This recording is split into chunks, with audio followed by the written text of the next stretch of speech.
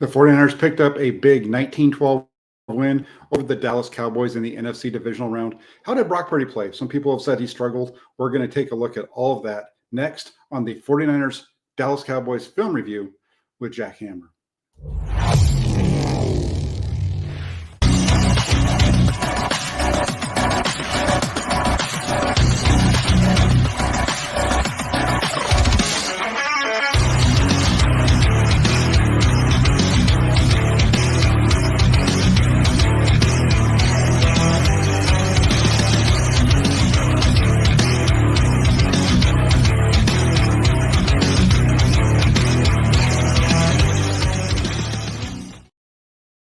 Hey, everybody. Hope you're doing well on this Tuesday. It is time for the 49ers film review. We're going to take a look at the 49ers win over the Dallas Cowboys from Sunday against the Cowboys in the NFC Divisional Round game. Just want to shout out a few folks who have already joined the comment section. We have Raphael 5629ers. Like and subscribe, everybody. He's always really good about telling you guys that. And he also wants to make sure that everybody has a good afternoon. So, Raphael, hope you're doing well. We also have Peter Lee, and he says, hey, Jack and all Niners faithful, hope you are all pumped and ready for this coming Sunday.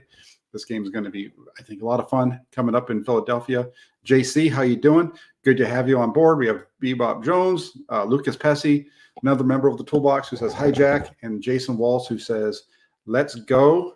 And this is going to be a good one. We should have fun. We also have Greg Key in the house who says, so excited to watch this film breakdown. Greg, I'm glad. I know you're one of the guys right after the game who was pumped up asking me to do this. And so got through with the game, most of the film. A lot of the parts that I don't, I remember from the game in the second half. So we're going to go through it. Let me change up the screen just a little bit so you guys can see the full breakdown. And then we'll bring in the film, and away we go. Right off the bat, this is a tough game for the 49ers. You know, one thing that I want you to pay attention to early on, especially in the first half, is the backside pressure on the run game. So the 49ers are going to come out here 1st and 10. They're going to run to the right side. It's a toss to the right side for Christian McCaffrey. Watch Micah Parsons over here, the defensive end on the left side. And what he does to this play. 49ers will run to the right side. Nobody's there to cut him off, and he just screams down the line of scrimmage. Does a really good job to get over there. Plus, the Cowboys are doing a good job play side as well. So they're doing a couple of things really well. They're getting outside. They're not allowing McCaffrey and the 49ers to get wide. So they know he's going to have to cut this thing up inside. But just look at the way that Dallas is playing it straight across. And then without that cutback lane, because Parsons is coming, there's nowhere for McCaffrey to turn, because as soon as he starts getting up, he's getting hit there, and then whap, 11 takes him out. So pay attention to that, especially in the beginning of this game. Throughout the first half, that is one of the reasons that I think the 49ers run game struggled against Dallas. And then, here's the second play now, and this is the first sack of the game, and I just took it all the way back to the beginning. So Daniel G says Micah is a monster. That's correct. Blank says Parsons is pretty damn good. He is.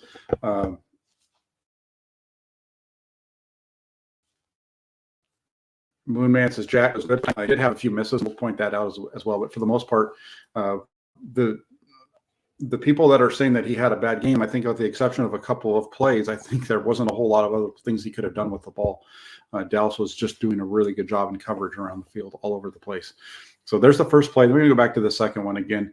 And this is 49ers they've run this a lot with Brock Purdy. 4 strong personnel, meaning they have a tight end. They have actually Christian McCaffrey as the wide receiver out to the left side. They're in 21 personnel here. You have Brandon Ayuk at the top of the screen, singled up. That's what they do in 4 strong.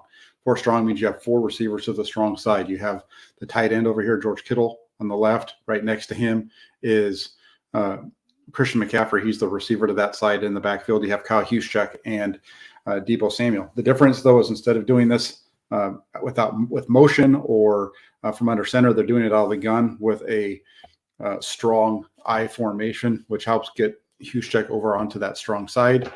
And this play, the first read on this is that backside slant. I think Dallas knows what's coming. They have that cornerback line, Deron Bland, lined up inside of him. Bland's able to lock up 11, so there's nowhere to go to the right side for Purdy. So then he's going to come back to the left side. This is actually set up with they're doing really good. They got the slant on the backside with a screen to the play side, to the heavy side. he's covered early. He opens late, but by the time he opens, Purdy's already off him. Now he's going to the screen.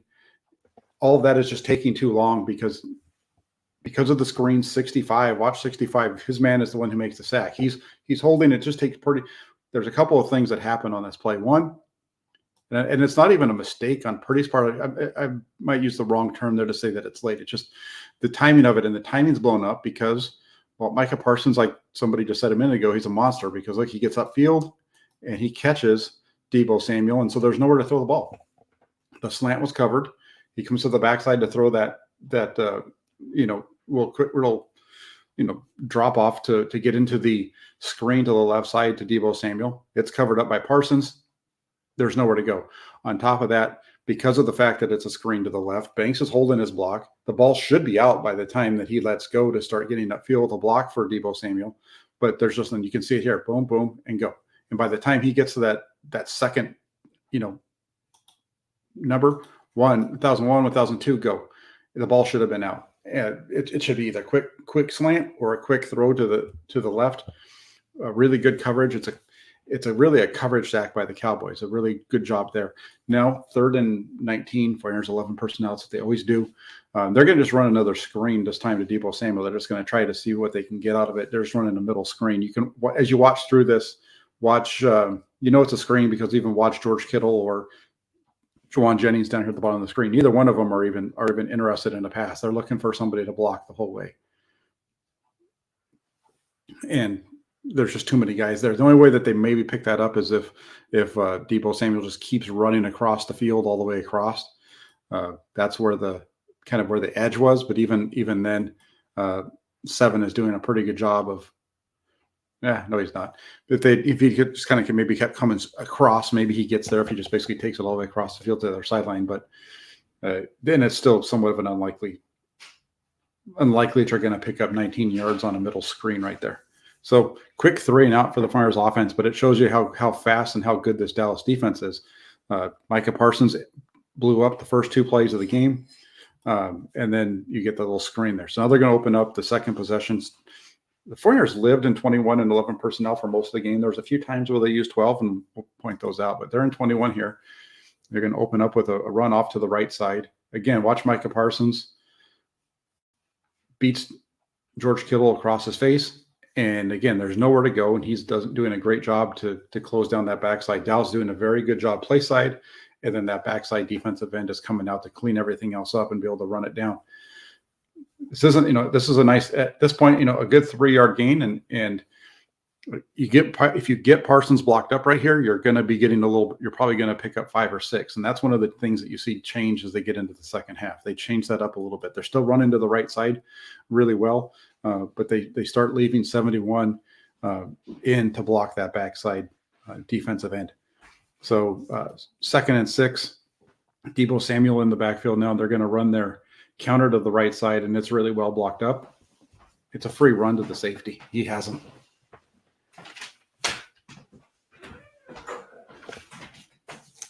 Okay. It's really good blocking up front. There's nowhere for him to run. It's covered.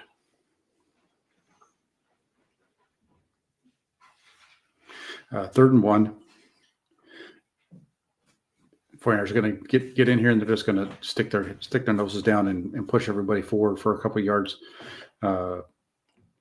Still in their 21 personnel group, but you could just see even Christian McCaffrey right up close to the line of scrimmage, just making it look like it's either going to be a quarterback sneak, but instead they turn and hand it for a gain of 3. So quick first down for the 49ers on this one. And then this is the first big play of the day for the 49ers offense. This is a terrific play right here. They're in 21 personnel play action. What I like about this throw from Brock Purdy is how quickly he gets it out of his hand. This is a total arm throw too. He doesn't even step into this thing. He's play action. His front foot is buried in the ground because he's running the play action. He's using that foot to spin. Doesn't even have time to pick it up and throw. Play action turn, get it out of his hand. Watch this one here. Play fake, spin on that left foot, and fire it. That's a nice shot up the middle, right up the seam without even and again, that's a 25-yard throw down the seam with no use of your legs. Watch this turn. He's going to fake it. He's going to turn on that left foot. That left foot never moves. Just slides a little bit to his left. That's just a really nice throw from Brock Purdy. They take advantage of it around Bland on the backside. Bland, actually a local guy, played college football at Fresno State.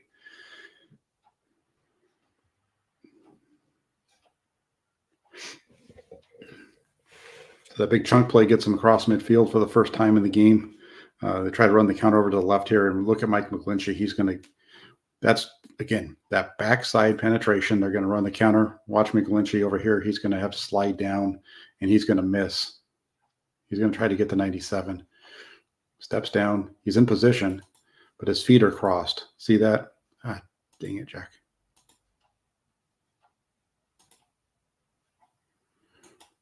But you're seeing the offense at least starting to show some signs of life. You get that one. Here's the pass down the middle. And then we'll get to it. I'm sorry, guys. So there we go. No, and this one, when we watch this one from this is the play where McGlinchey gets beat. Watch McGlinchey up at the top. You can see him here when we get into the behind the play view. You'll be able to see his feet better now. You know, football, a big part of football is playing with your feet. Watch what 69 does here. Watch his feet get crossed up as he steps down.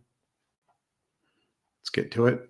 He steps down, see his foot get caught in the ground, and he gets off balance. Isn't able to block him. He knows that he screwed up, and that's why it's a short gain. Otherwise, they're going to be able to get a few yards there because it's blocked up well. It's see, you've got hat on a hat. It's probably a free runner up to the 28 or 6. You're probably picking up a good 5 to 6 yards on that run if McGlinchey doesn't trip over himself. So now you got 3rd and 9, and you're going to go bootleg here. You're going to take advantage of that pursuit by 11. You get your quarterback outside. This ball just gets. He needs to get this. It's, my game notes when I was watching the game live, I thought he threw it late. Looking at it now, it's not late. Look where he's trying to throw it now. That guy's still in the middle of the field. He just needs to get the ball more out in front of him. This ball needs to be placed out by the out to the corner, almost to where he's running him into the sidelines.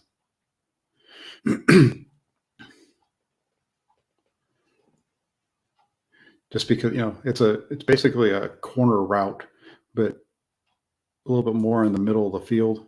And those corner routes, you want to lead your receiver to the sidelines, and he just leaves this one too far inside. He's got him. The ball just needs to be out here more. He needs to get that ball. He needs to basically put it on the pylon, just inside the pylon there. Probably about a good, if he puts it about 2 yards inside that pylon, it's probably a touchdown. But the ball's just a little bit inside. You can see it. You can even see it here from the end zone view, I believe.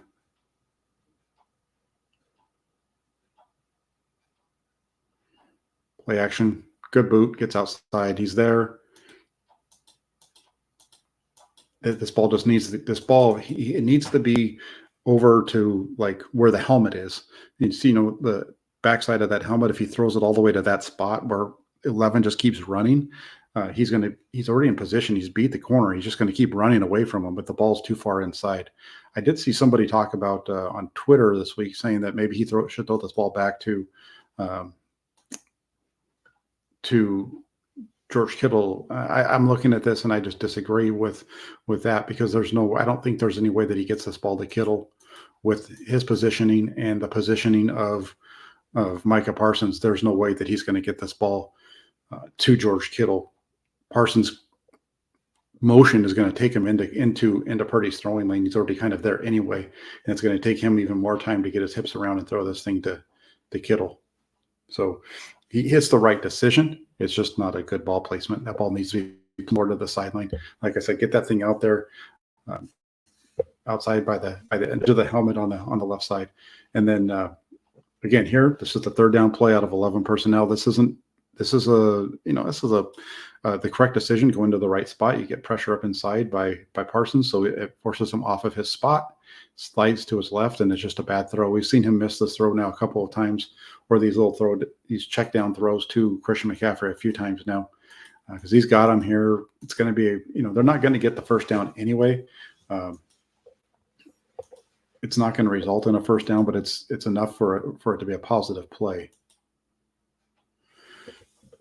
I don't think they pick up the first down. So again, it's an incomplete pass, but it's not it's not going to be a first down. Everything pretty well covered down the field. So I think that's something that it's a bad play. It's a bad throw, but it's not a play that changes the outcome for the 49ers in terms of all of a sudden they're going to be getting a first down and they're moving the ball, that type of thing.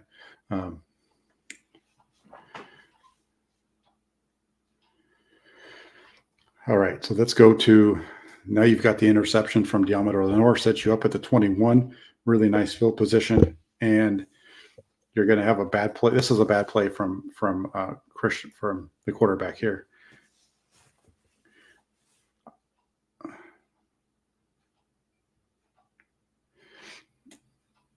And the one reason I say this is a bad play, maybe it's not as bad as I just said, but it's well covered. Right, the two primary reads are covered. The Huschek on the crosser, he's covered. Dallas is doing a good job picking him up. They're doing a good job of picking Ayuk up on the backside post. He's not there. The only place that he could have gone is to Deebo Samuel, but this is a tough throw because you got a defender right in your face. So he pulls it down, tries to get away, and Dallas is just too quick. This is where the speed of the Cowboys compared to the teams that we've seen the firms be having a lot of success where they've been putting up these 30 and 40 points. This is where you see the speed of Dallas really starting to impact the flow of the game.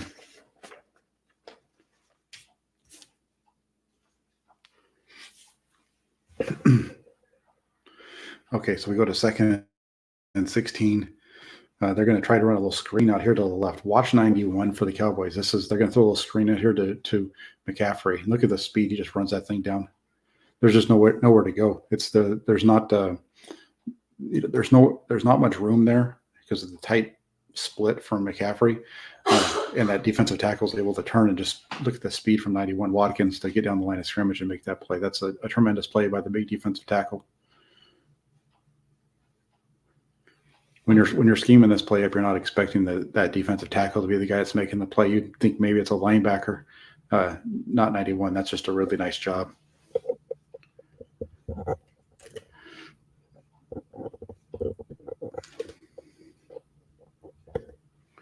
So we got the 3rd and 15, 11 personnel. This is the first big play of the day, second big play of the day for Purdy.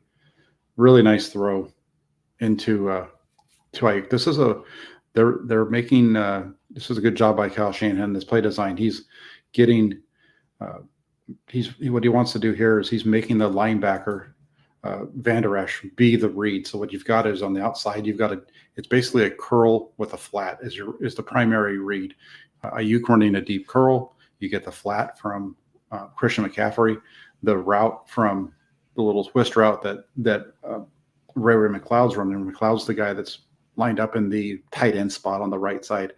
He's going to basically be opening the area for the curl to be opening and making it so that Van Der Esch is the read. So let me just go through this really quick from this angle. So see that inside release takes that guy out. So now you've just got Van Der Esch on McCaffrey, and then that DB against Ayuk. So depending on what Van Der Esch does, that's where you go. He jumps the flat route, so you throw it right behind him. Both those guys are open. He could have thrown it to Ayuk or McLeod. Gets it to Ayuk for a gain of 18 and the first down. Nice protection by the fronters here as well.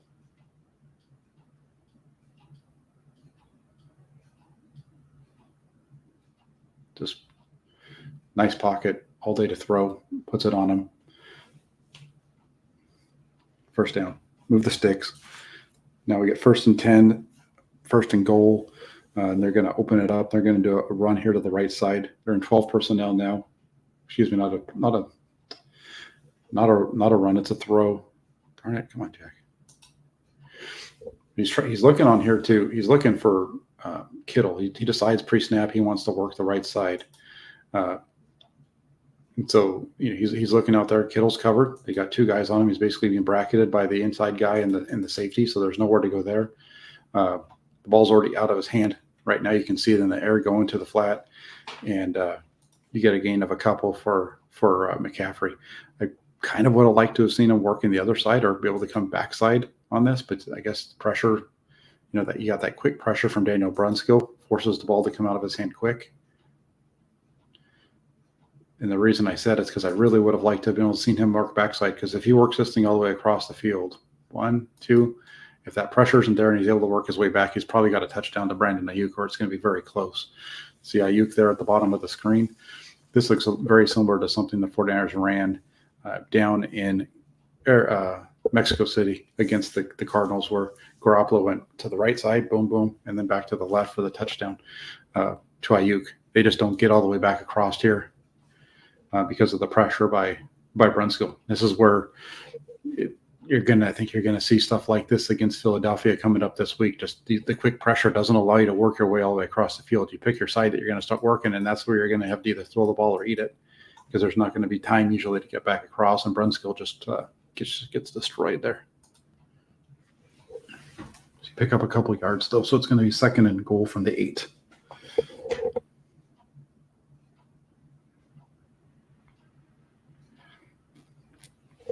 And then here at the 8, what they're going to do is they're going to motion out Deebo Samuel to the left to try to pull everybody out here. They're trying to motion the motion of Samuel. What is going to pull the linebacker right now, because they got the trips out here. They're in actually a tray formation, so you've got 4 Cowboys over there. You've got the linebacker playing inside leverage with helping the safety over the top. And then when they bring out Samuel, it's going to pull that safety, who's basically in that inside linebacker position, out even a little bit farther. But when that happens, they also notice the Cowboys bring down their safety. So now everybody's within 5 yards of the line of scrimmage, other than the one guy that's at the so they got 10 guys within 5 yards of the line of scrimmage at the snap of the ball. They run the little thing here. He gets just nowhere to go. That safety, there's nobody gets to him, and 95 is able to come across and bring him down. See the motion, pulls 27 to the left, 6 walks down and becomes basically the other linebacker. Dallas is just did a really good job in this game with their ability to put guys in the right spots to where the 49ers want to do. It's like they knew what was coming, and so they just were able to be set up for it, and they were lined up in the right spots for most of the game. And it just took the 49ers a little while to get into a flow of where Dallas was going. Now you get 3rd and goal here from the 7-8 yard line, and this should be a touchdown right here. He's got McCaffrey open, doesn't like it, so he goes backside. He has Deebo Samuel open. Either one of those two, I think you get a touchdown. He just needs to pull the trigger. He doesn't, and then I think this is the worst play of the day for him, in terms of just kind of thinking like, what the heck are you doing here? Because especially when he turns and runs, like watch this again. I know it's quick, but McCaffrey's open right now, but he's already turned his head. He's already decided he doesn't like that. When he looks back the other way, Deebo Samuel's wide open. Six has his back to him. This other cornerback down here, his back's to him. The closest defender that's looking at him is in the end zone. You got to throw this ball to Deebo and let him run. And we've seen Deebo be in that position and run people over. This is a rookie mistake from Purdy right here. So this is really the first, what I would say is really the first bad read on his part. Again, he's got watch, they're going to bring McCaffrey over to the other side. Van Der Esch gets outside leverage. He's got him there. 27's kind of playing his direction, but you got to you pull the trigger right there. If you pull the trigger to McCaffrey, you've got the arm strength to get it to him. There's going to be throws in this game that are going to be close every once in a while, but you got to get rid of that one and throw it. So I think that was the first bad play of the game that I saw on his part.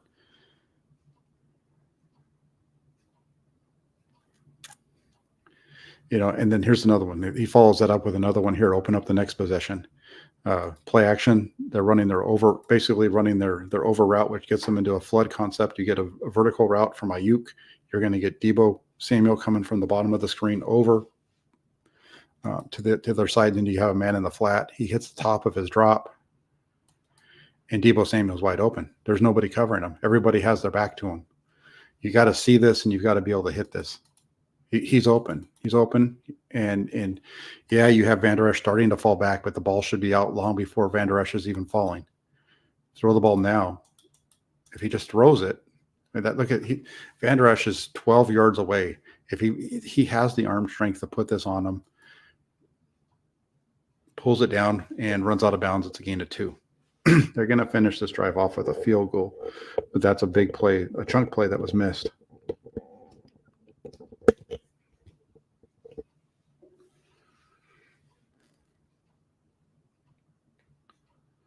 Boom, hits his back foot, sees it, you got to throw it. I'm not sure why he didn't let it rip there. So now we got 2nd and 8, 21 personnel with Deebo in the backfield, and they're going to run this one to the left for a gain of 1.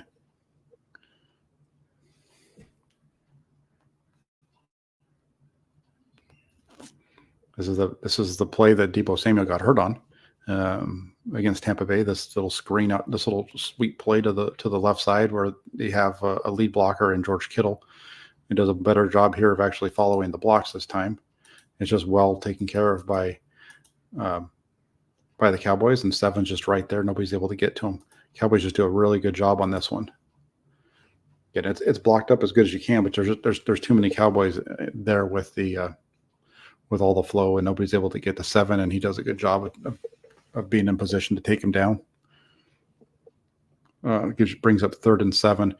This is a really nice concept here by Kyle Shanahan. They're going to get McCaffrey wide open, so they bring him out here. This is that route that when they motion him out, and they're going to get.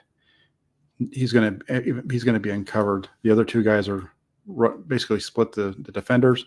Purdy has the ball coming out before McCaffrey even gets to a spot, and he puts it on him. Looks like they get a pretty favorable spot on this as well.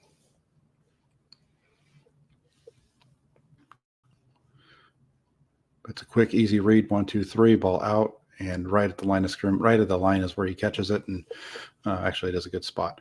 So 1st and 10 now at the 35. Elijah Mitchell in for the first. He's going to get his first carry of the game here. It's 21 personnel. Now, Foreigners are trying to run their counter. Just Cowboys just putting too many hats into the box for the Foreigners. It's tough to run against this front that you're seeing from the Cowboys. They got the both. This is that front that the Foreigners have struggled with to run against in the past, in which you've got a man head up on the center, guys on the outside of each guard, and then guys outside of the tackle. So they're putting 5 guys across the front, and then you have a linebacker and a safety as your second line of defense. But what happens because of all those guys along the line of scrimmage, they're eating up all the blockers, which is allowing your linebackers to run to the ball. So see all the boom, boom. There's all the blocks, right? But the linebackers and your when you play the 49ers, your safeties and corners need to be highly active in run defense. It's one of the reasons why the 49ers lost to the Rams last year, is because Eric Weddle was so good against the run against the 49ers in that NFC Championship game.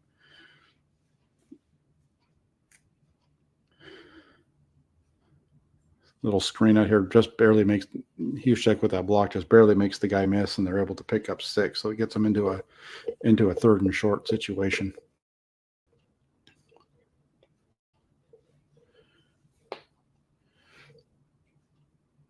Again, just make these throws easy for your quarterback, and this is the way that you kind of help to eliminate some of that pressure that the Cowboys are putting on you. You look at this game, like I said, and the Cowboys are they do such a good job of, at least at this point, they've been doing such a good job of being disciplined in where they're going. And this is a personal foul.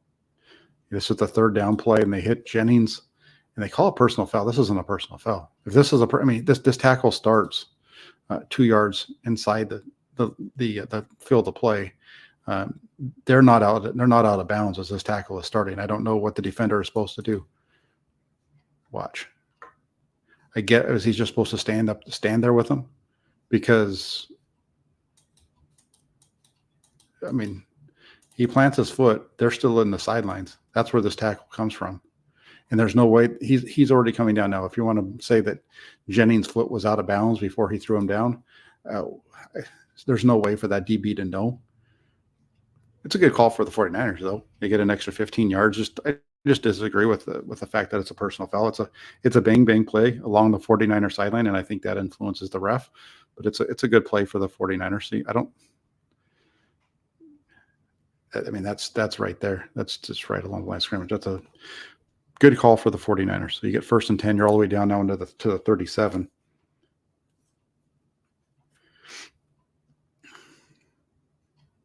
Excuse me, the 44 and 37. Come on now. And we're going to get, this is the hold on Aaron Banks. So you get the big play. Now you're in good spot, and they're going to run off to the left side. And you could see clear as day the hold by Banks there on 42. When you watch this from the end zone, though, you'll notice that 65 actually gets held by 96. Watch 65 here. You're going to see him get grabbed by 96. They don't see it because they see the reach out, but the reason he's reaching out, see that hold by 96 right there? So I just talked about a play that shouldn't have gone that shouldn't have gone in the 49ers' favor. Here's another one that should have gone in the 49ers' favor, though, that gets missed. And the reason you get the hold is because 65 is getting held by the defensive lineman. That's not legal to reach out and grab that guy so your guy can go around and get him. That's not legal on the defense. That should have been defensive holding. They call that later in the game. So 1st and 20 now. And the Cowboys, again, really good coverage here. It's going to be just a short completion to Kittle.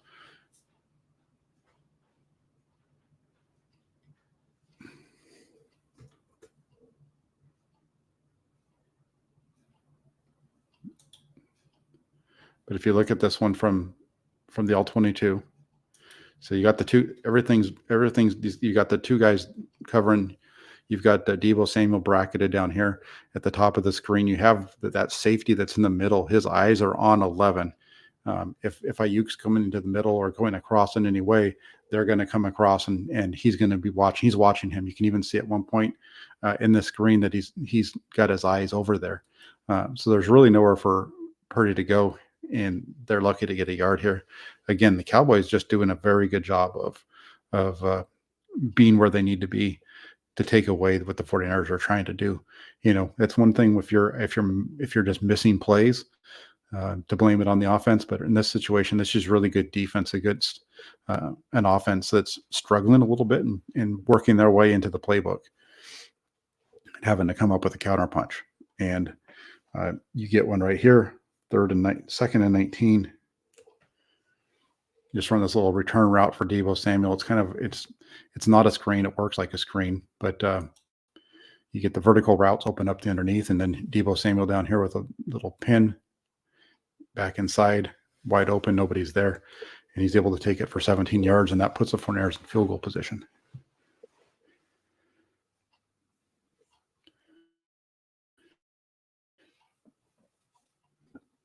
Read it deep. Everybody's running, so he knows that he's got the check down. It's a 17-yard completion to Deebo. 3rd and 2. This is going to be a really good play by the Cowboys. The 49ers are going to get into a bunch over here on the right side. A lot of crossers. This is a play the 49ers ran last week that picked up some. They've run a bunch of times. It's been successful. But look at watch the Cowboys here. They do such a good job. They're called banjo. That's when guys are crossing, you're letting your guy go and you're picking up the other man. So watch what happens here. You're going to see 27 starting to chase Ayuk across the field. You're going to see 55 chasing 19. They recognize there's cross. Boom. They plant their feet and they pick up the other guy.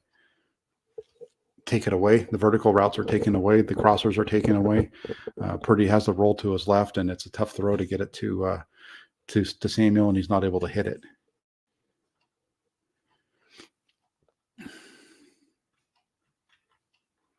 Yeah, watch 55 and 27, not 24. That's really good coverage. And it's going to be a tough throw he's open a little bit there for a couple yards along the sidelines, but that's a tough one for Niners to get a field goal. Now we're still in the first half. This is right after the Fred Warner interception. And this is where you start to see the 49ers playing and what's going to get them running the ball better in the second half. So remember, right at the end of the first half right there, 49ers are going to open this up with a run from Deebo Samuel. You'll notice that the 49ers are starting to take away that cutback or that pursuit on the backside. Watch 71 takes that away. The 49ers have been trying to run this, and they haven't been able to get it because of the pressure from Parsons coming to it. So instead, they're going to go going to get Parsons across the line of scrimmage to the other side. 71's going to just step down, and he's going to cut off anything on the backside. And they just do a really nice job of clearing the lane. And Deebo Samuel has some rushing room finally for a gain of 8. 2nd and 2, and the 49ers are going to come back. They're going to try to run basically the same thing. This time, McGlinchey gets beat. So what I want you to watch here is I want you to watch 85 and 69. They're the two that get beat. Both George Kittle and Mike McGlinchey get beat. George Kittle's going to get beat across his face. McGlinchey's going to slide off of his block. See that? Boom. That guy turns around. And the two guys that Kittle and the guys that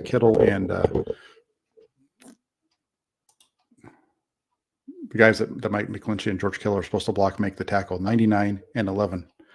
Watch. Across his face, tackle for a gain of 1. Just bad execution.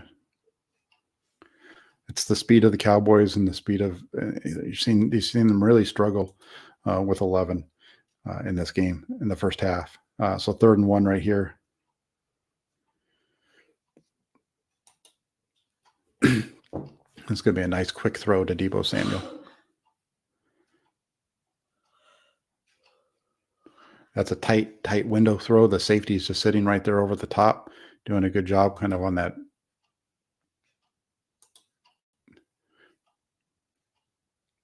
What I want you to watch on this one is we roll it from here. I'll stop it, but watch where this ball, when he starts his delivery, he knows that he's going to have this open, but this ball has to come out tight because you see that the defender is running to the bottom, so he knows he has it over the middle. But look at that free safety at the top. He's already driving as well. This is a tight window throw for Purdy, a little high, but a really nice catch by Deebo Samuel and a nice gain of 10. Cowboys having some communication issues, and then watch what happens. I think 27 is going to be taking the flat. Boom. You see that? You come right behind him. It's a really nice play, easy read, easy to see it. It's a really nice throw, though, on the back of it. And then I think the 49ers get a little bit of a break here. They're going to take a shot right here to Brandon Ayuk down the field. And the Cowboys are playing it really well. It's there. I'm just not sure if it gets there. I think if this ball doesn't get tipped at the line of scrimmage, if Mike McGlinchey doesn't get beat, I think this might be an interception. Because you see everybody's eyes are on those crossers. And I think that's going to be a really, really, really tight play if it doesn't get hit the line of scrimmage. Watch from this end, you'll see the ball his arm gets hit. You'll see the funkiness of it as it comes out of his hand. But 11 gets beat by that's the throw down of McGlinchey. But there's just so much traffic around the ball in that one. I think the 49ers get a little bit of a break there. So instead, they get 2nd and 10. And this is the play. This is the play that they were trying to run earlier, where Purdy doesn't pull the trigger to Deebo Samuel. It's a very similar concept out of different formation. The route combination, though, is going to be the same. You get the vertical route, you got a flat, and then you got the over route from the receiver. And this time, though, he decides to pull it, and he's a little late on it. He's waiting until it's open, and there's the ball finally comes out to Jennings for the big play along the right sideline. This ball should have been out a little sooner. We're talking like right now.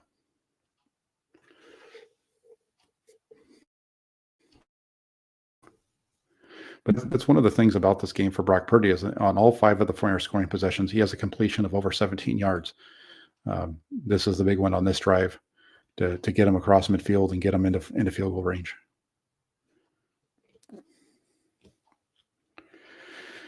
And now we only got 12 seconds left at the 31. He's got him again here. This is a flood concept out here to the left side. Exactly why he decides he wants to throw this one out of bounds. But he does. He's got the out route, though. If he throws the out to Jennings, it's there. Look at, you got the vertical route is being run off by Ayuk. The flat defender with, I think that's McCaffrey out there. You've got Jennings open in the hole for a completion, and he throws this one to the cheerleaders. Now, I don't think it's a mistake that he throws it to the cheerleaders. I think that he decided that's where he wants to go with it. I think he doesn't see it as it's open. So instead of making a mistake, he decides that he wants to fire it out of bounds because he gets all the way to the first, he almost hits the security guard there. So then you come back here on 2nd and 10. This is the final play of the half. You only have 7 seconds. You gotta get the ball out quick. And it just takes long, and then by the time he finally throws it, look at Kyle Shanahan. He looks like a dad who's ready to go in a Pop Warner game that's ready to go and yank his kid off the field because he's mad with the play that he's making. Watch this. Holding the ball, run, and look at Kyle Shanahan. He's already walking. He's like, "Hey, Johnny, get over here. What are you doing? I told you to throw the ball."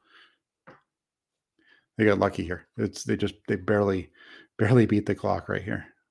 Boom. What are you doing? Kyle Shanahan's 5 yards onto the field as the ball goes out of bounds. And they kick the field goal, though, and they're up 9-6. I've seen some people, real quick before we start the second half, I've seen people complain about the way that the 49ers ran their end of half right there. I thought it was a good job by Kyle Shanahan. You made a mistake against Seattle. You score the points and everything. You do what you have to do, but they kick that field goal, you kick it back off to them, and you have a bad play by your defense on top of a bad choice to squib it. And instead of going in at the half up 16-14, you go into the half down 17-16. So what Kyle Shanahan's doing here is he's trying to make sure that the Cowboys don't touch the ball again. He wants the last play of the first half to be a field goal. He wants to make sure he's either going into this half at 6-6 or up 9-6. Doesn't want to give the Cowboys a chance to touch it. And so that's what he does. They go up 9-6, and the fact that they're up at 9-6 at that point helps to mitigate the fumble from Ray McCloud. Because remember, on the first possession, they stopped Dallas, but then on the punt, McCloud fumbles the ball. The defense does a good job again, holds, and so it's now 9-9 when the 49ers get the ball for the first time, almost 8 minutes into the second half.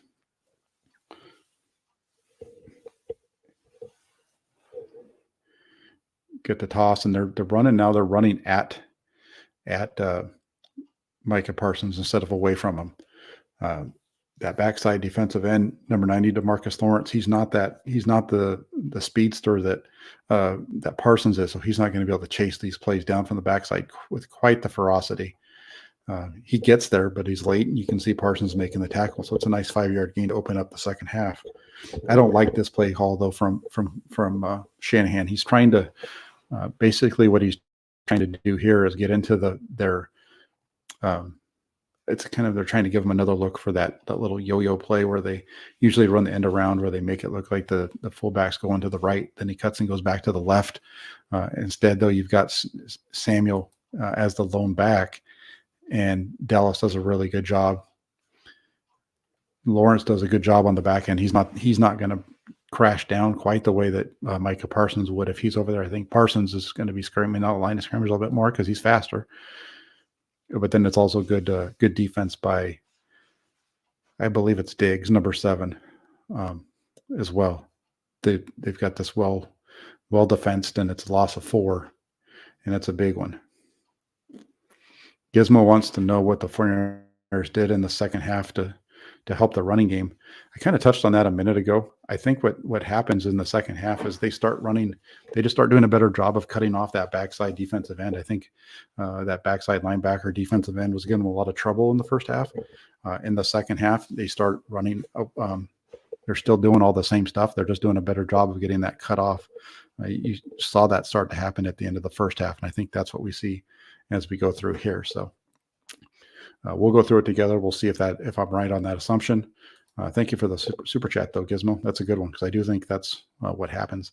I don't think it's so much as Raphael. I don't think it's so much that Dallas gets tired as the 49ers just start to do a better job of cutting off that backside pressure.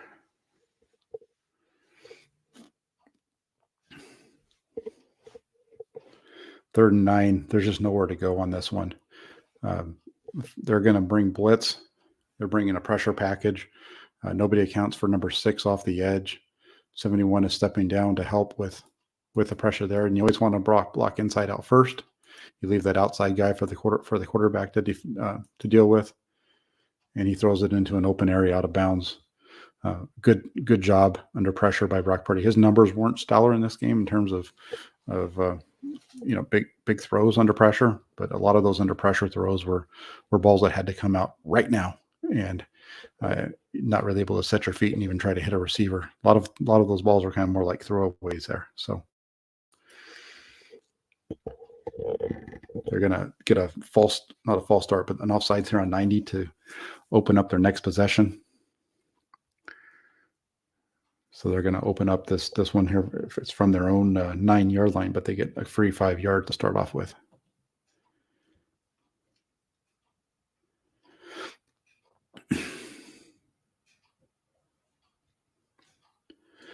There you go. Let's roll into the next play. The 49ers are in 21 personnel, and you're going to get they're going to run their counter to the right side.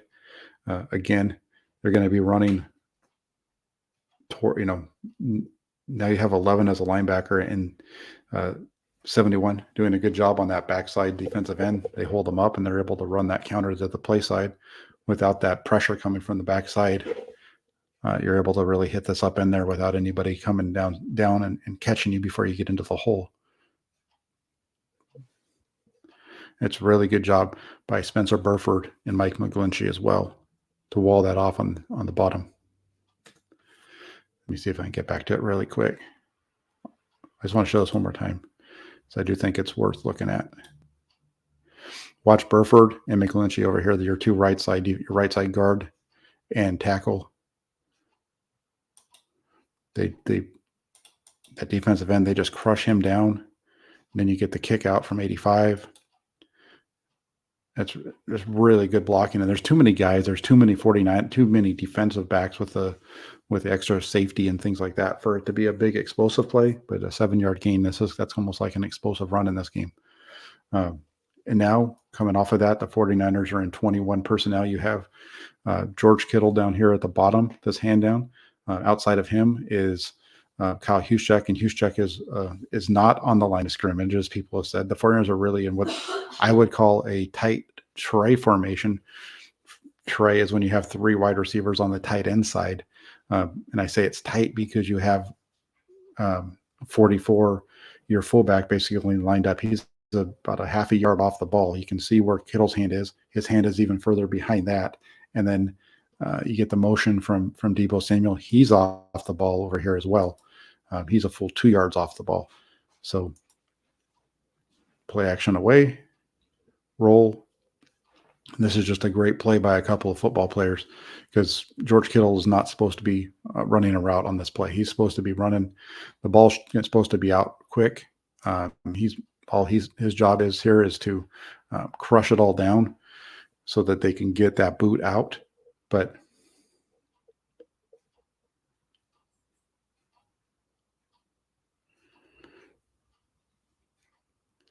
you'll see that the play action goes away and he's able to get outside here.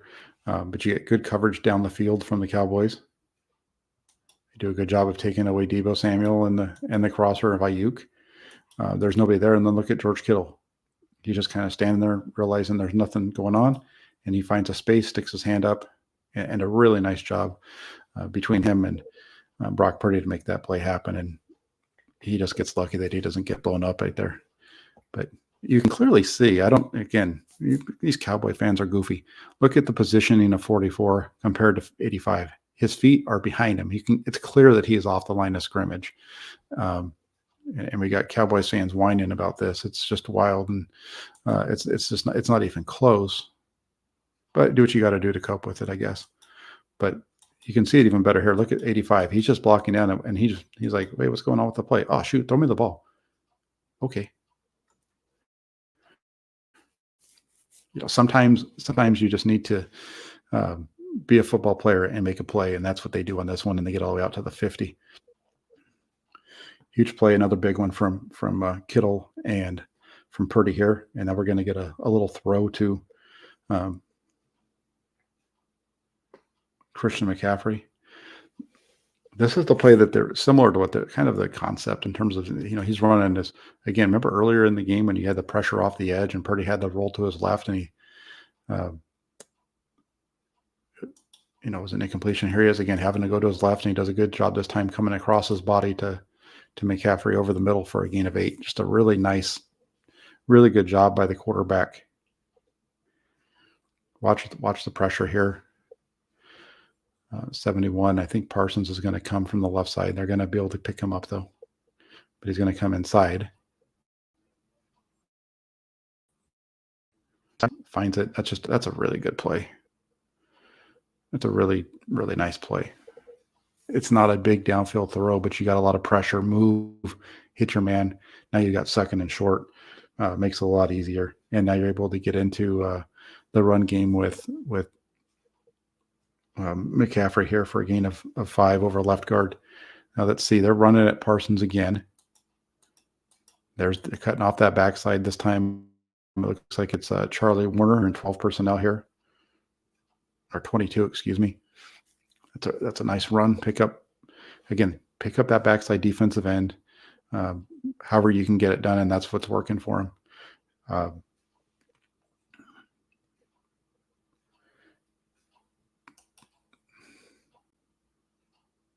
Just a really nice gap scheme run right here. When you watch this from the backside, watch the double teams that the 49ers get together. Watch. 65 does a really nice job on the backside. But look at 74 and 69. They're taking that guy for a ride. 89 and 90 and 44 on the other side over here to the right. They're taking their guy. That's just really nice blocking up front. Everybody just double teaming basically on the play side. Watch Burford and McGlinchey over here. They just take this guard, take him out of the hole. McGlinchey comes off and gets up to the linebacker, and then watch McGlinchey and Burford celebrating their play at the end of it. Those offensive linemen know when they're doing what they need to do.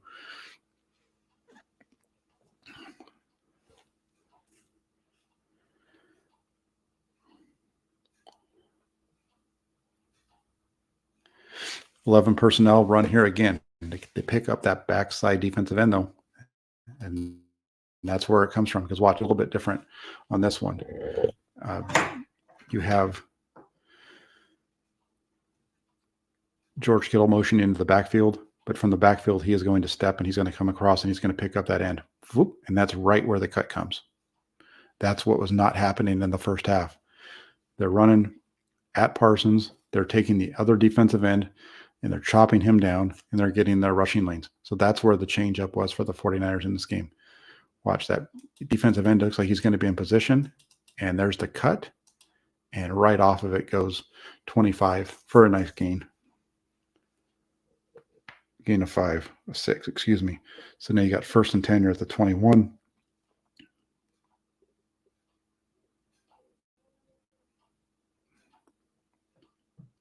Little run off left guard. They don't really get much of a push on this one.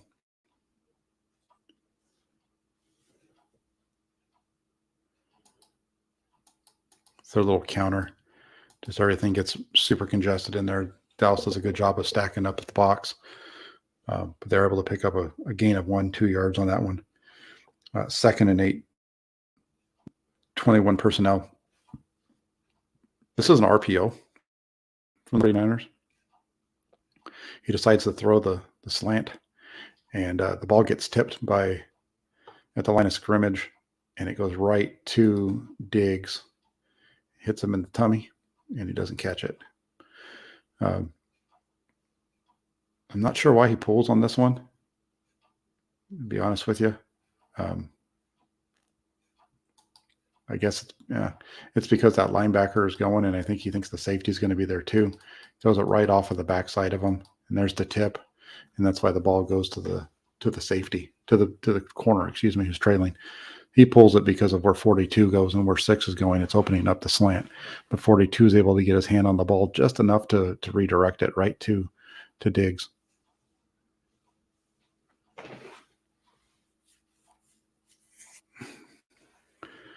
And where's going to make him pay for the miss? So 3rd and 9. They're going to get a sack here.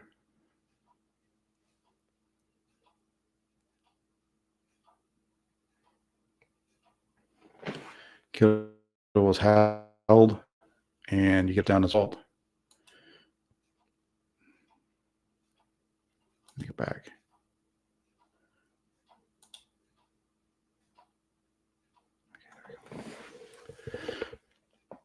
So 3rd and 9. He's reading down the middle.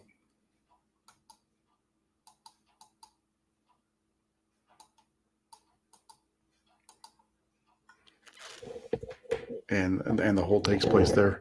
He never gets over to the left side where Jennings is, but down the middle of the field. It's pretty well covered over here on the right side and in the middle, and it's obviously covered on Kittle because 6 tackles him.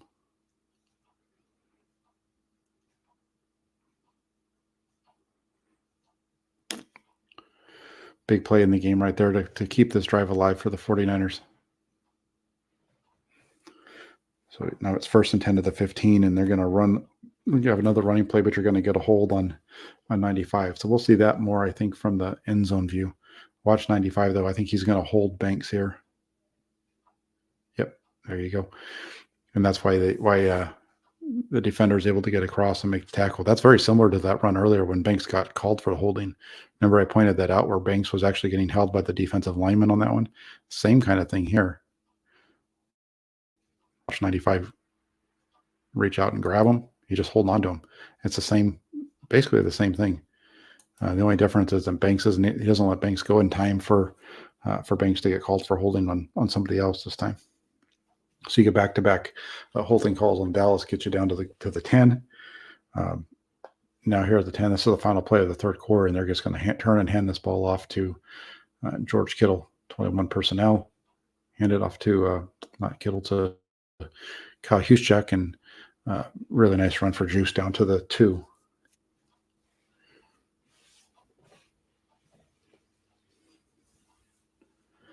Here we go, and just a simple little dive play. Boom.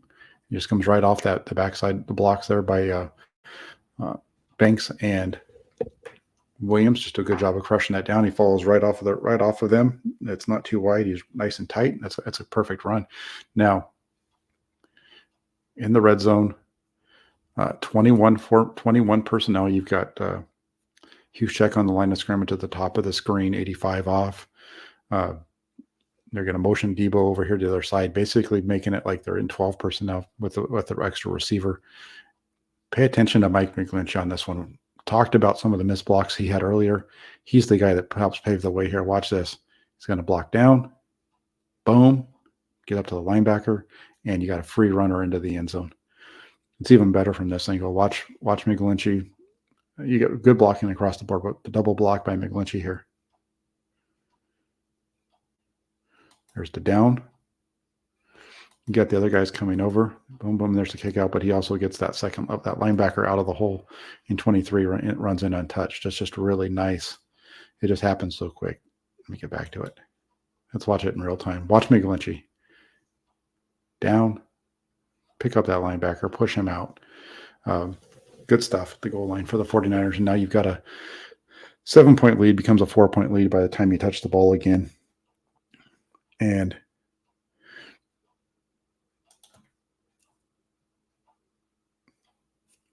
they're up by only 4, and they're going to open up right here with a. I really like this one. It was just so quick coming out of his hand down the middle to Kittle. Nice quick read, get it up the middle. Here's your gain of 17 that you need for the scoring drives that we talked about earlier. 17 yards right at the middle of the field, first play of the possession. Nice. And then watch it again here from the end zone view.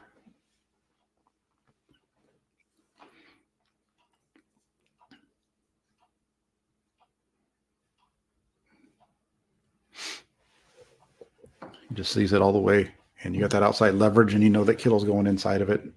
Get that ball out of your hand quick. Really good throw from Purdy. Now it's 1st and 10, still in 21. They're going to run 25 over here to the right side. Probably going to be a counter type of a run. Yep. And just that's a really good job on his part. There's a lot of it's kind of just a pile, and he does a really nice job of rolling this thing to the edge and then making a man miss and being able to split him to pick up a couple more yards at the end of this run. Just follows his guys to the edge, and then watch this. He makes that's a really nice subtle move at the top of this run to pick up an extra 4 or 5 yards. Instead of taking that defender on and trying to run over him, he's in open space and he just makes him miss. Watch this right here. Bland doesn't want any part of him. So he runs right at him. Bland kind of starts to crumble, cuts up inside, and it's a nice gain of 8.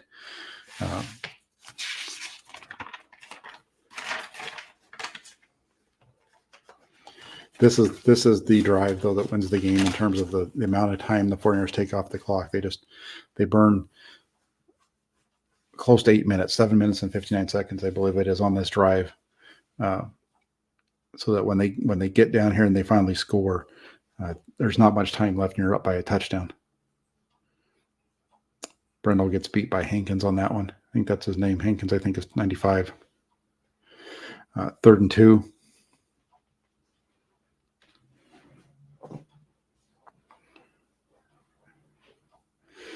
They're in 11 personnel, always in 11 on 3rd and down, it seems like. Go empty, and it's going to be a quick throw to Brandon Ayuk down here at the bottom of the screen. Crosses his face, puts it on him. Money.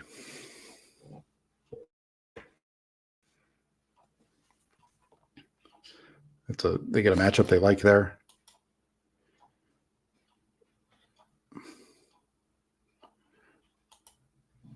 And that's just a really nice job by Brandon Ayuk, considering that guy had inside leverage. Look how quickly he beats him across his face. And as soon as he's there, the ball comes out. The linebacker's leaning towards Debo's way on the other side, which helps open up that as well. Good pre-snap read, good play by Purdy to put it on him.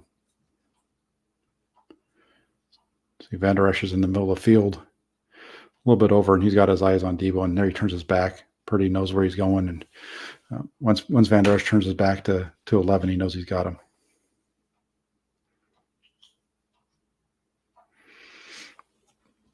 I'm going to run zone out here to the left side now.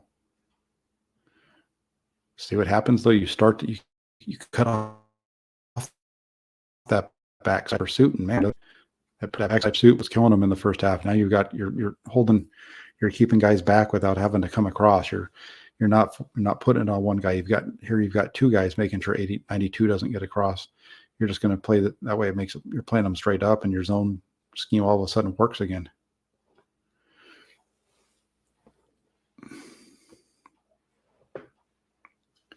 Get it to 2nd and 5.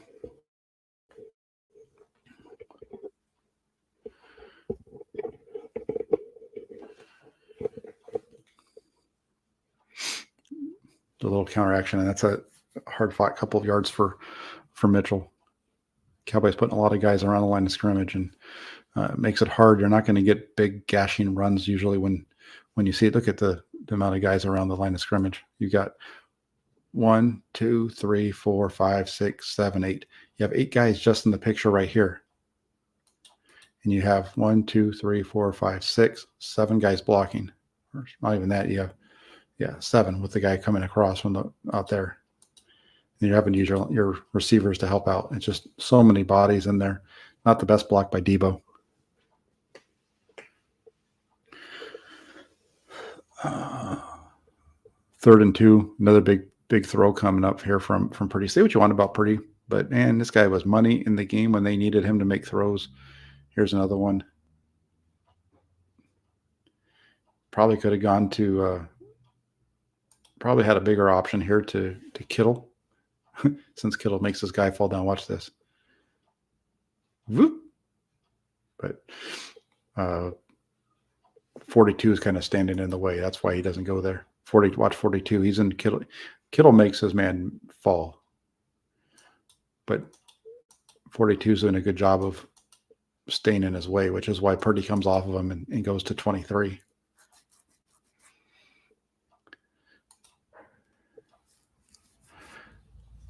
Kittle makes that play because he takes out two Cowboys defender to help open up the inside lane for McCaffrey.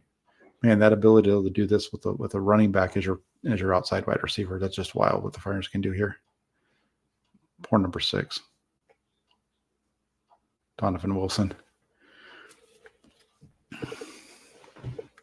Now, go right back to the ground game. 1st and 10. You got the lead. Let's go ahead and just keep bleeding the clock. Keep bleeding the clock. 20, big personnel, 22. Nice run by Mitchell for 3. Everybody's at the line of scrimmage, and you're still able to pick up 3 yards on it.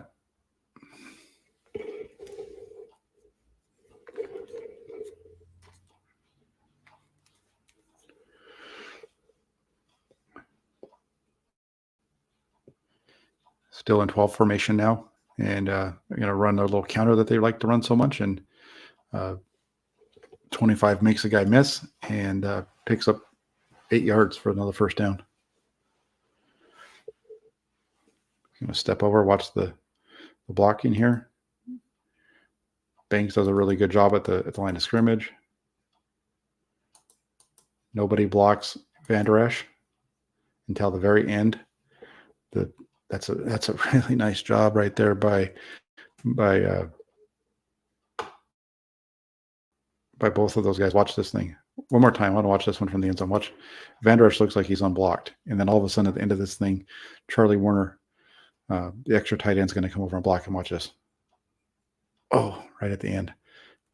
Really nice little sidestep by Mitchell. What a run. Please do this. Hit that like button. Hit the subscribe button. Thank you, Raphael, for reminding me. Hit the like button. And Gizmo says this is how we beat the Eagles. It is. The Flyers are going to have to grind this game out, I think. That's the same play the other way. They come back. They ran it one way for 8. Now they're going to come back, run it the other way, and they get stuffed for nothing. Same play, though. Just motion across. Going to step down. They're going to run the counter the other way. And he's just not able to get himself back across the formation because the safety comes across.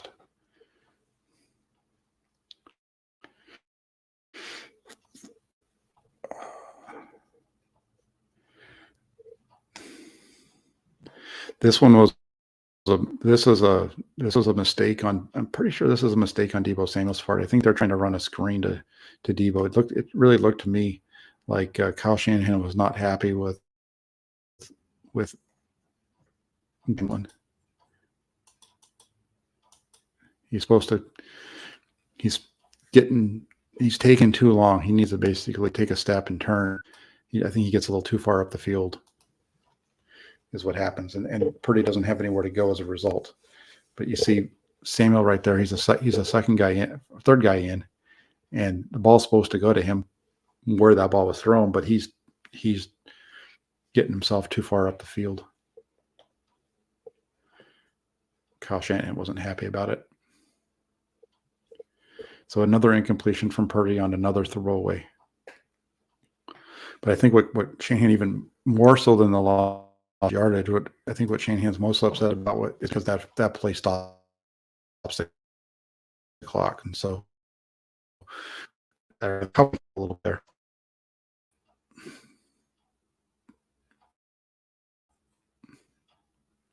Everything's covered and escape.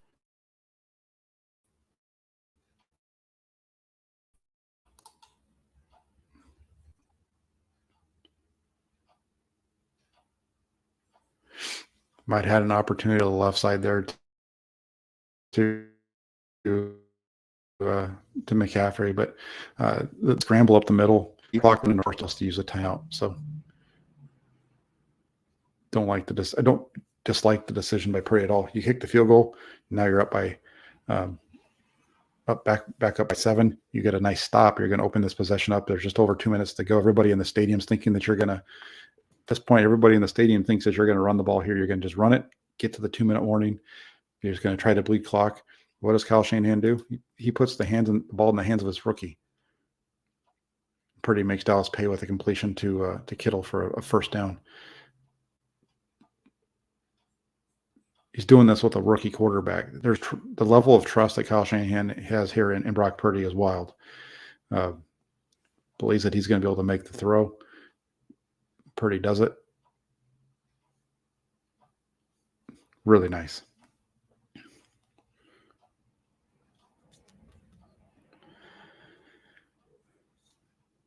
At the 2-minute warning here, you're going to run with Mitchell up the middle.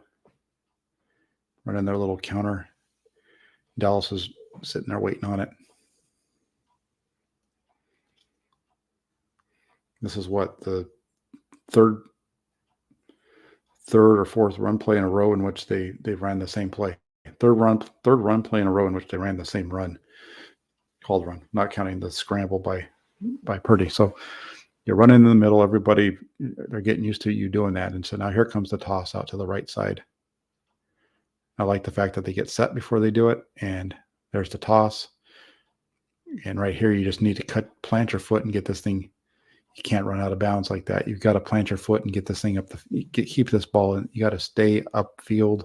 He's got to plant his foot and almost just dive in bounds. Would have been better off than running out of bounds like he did to stop the clock. Really nice blocking though. Again,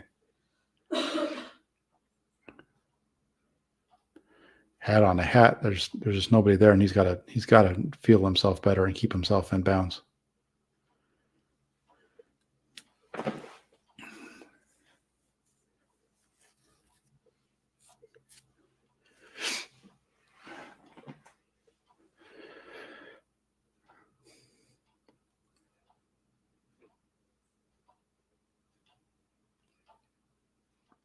.22 here, and they're in 22 personnel. Just going to run a little inside run, right? You're just trying to run the clock out, make Dallas burn their timeouts.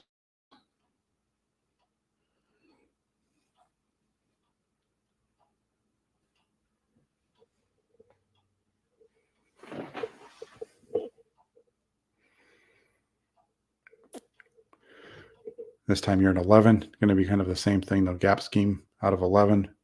McGlinchey just doesn't get the block on 90. Again, we talked about this earlier in the game. As this game rolled on, that backside defensive end, you've got to cut him down. And nobody watch McGlinchey. He's going to miss on 90. And so who makes the play? That's right, 90. You've got to be able to cut down that backside defensive end. The Mariners have done such a good job of it throughout a lot of the second half. Got away from a little bit right there, and it hurts them. Now I think they're going to throw a little screen out here to the left side.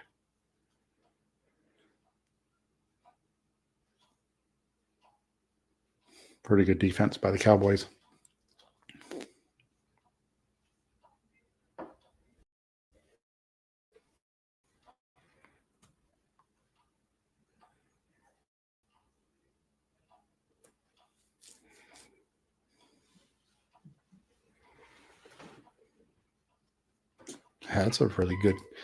That is a really good comment by James Jones, saying that Kyle doing what his dad did in Denver and what Joe did in Washington with a quarterback solution this year.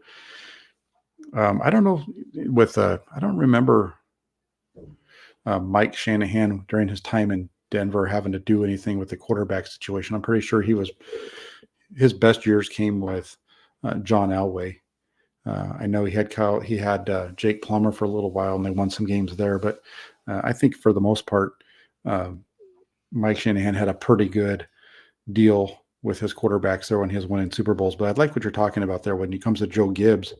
Joe Gibbs winning 3 Super Bowls with Washington, and doing it with 3 different quarterbacks, using all kinds of different groups and running backs and things to do that. So that's actually a really good call right there, doing a really good Joe Gibbs impersonation, I think. But so there you have it. There is the game from here, from the film review from 49ers versus Cowboys. You go through this game again. I've seen a lot of people talk about Brock Purdy struggling in this game. I don't think it was a struggle on Brock Purdy's part as much as it was a struggle on the 49ers offense as a whole to get guys open. Dallas, I think, also deserves a lot of praise for the way that they played in this game. I think their defense was extremely solid. I think it's going to be a tough matchup when you go into to Philadelphia. It's a very similar type of a scheme as what we saw here with Dallas. I've got, looking at some of the film and things, I'm going to be doing. I might even do a breakdown on the Cowboys offense against the Cowboys defense against the Cowboys and Eagles game from earlier in this season at Lincoln Financial Field when you had Jalen Hurts there and all those kind of things. So I'm not sure if I'll do a full film breakdown or if I'm just going to try to do clips or how I'm going to handle that. But I want to make sure that you guys can see some of what Philadelphia does, because I think there's definitely some things that the 49ers can exploit in this game against Philadelphia on both sides of the ball. It's going to be a tremendous matchup out there for the NFC Championship game. It's going to be a really tough contest. I think the 49ers defense might have the stiffer of the test. I know everybody's talking about that Philly defense, but the Philly offense is what makes me nervous with their quarterback's ability to move around. So we'll see how this all plays out. I want to say thank you to everybody, though, for tuning in the middle of the day on a Tuesday. Like Raphael 5629er says, if you can hit that like button and subscribe, they'd be fantastic. These YouTube channels, we thrive when we have those likes hit, because the more likes that you guys hit, that the shows get, the more our channel gets amplified out there as suggestions for other people to take a look at. So please do me a favor. If you are not already subscribed to the channel, hit that subscribe button, but also hit that little bell notification when you do it, and hit the like button. So when you hit that like button, other people will be able to see the content that you're liking. So thank you all again for joining on Tuesday. I will be back later on with the Hammer and Nail Show with Jesse Naylor tonight at 5:20. And until then, have a great rest of your Tuesday and take care. Talk to y'all soon.